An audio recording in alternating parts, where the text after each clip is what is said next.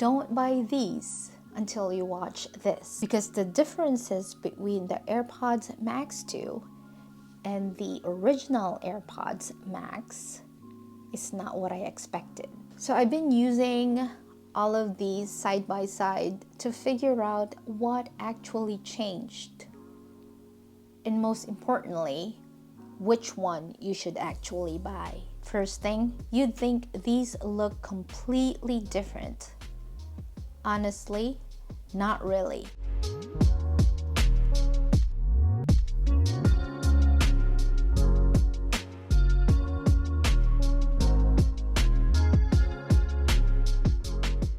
They all feel premium, but there is a slight difference. This one feels a bit more refined, but it's subtle. Now, comfort is where things get interesting.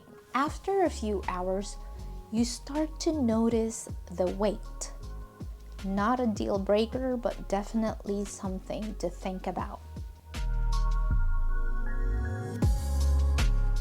Sound-wise, now this is where most people expect a huge jump.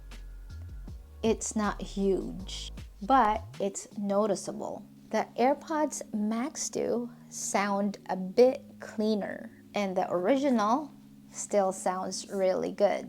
So if you already have these, then you're not missing out on anything extraordinary. I tested all of these in real life, outside, inside, everything. Noise cancellation is better here. But again, it's not night and day. Now, let's talk about the real difference. Price. If these are way more expensive, which is kind of the same with the old one, are they actually worth it? Here's an honest answer. If you already have the original AirPods Max, then don't rush to upgrade.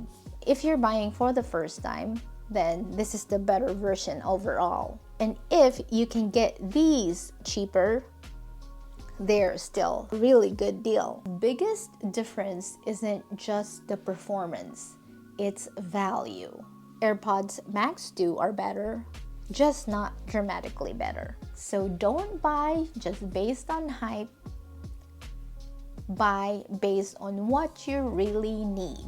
If you want real comparisons like this, subscribe. I'm testing more tech like this next.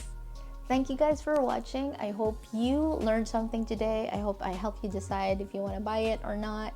I hope you have a wonderful day and night, and I will see you on my next one. Bye!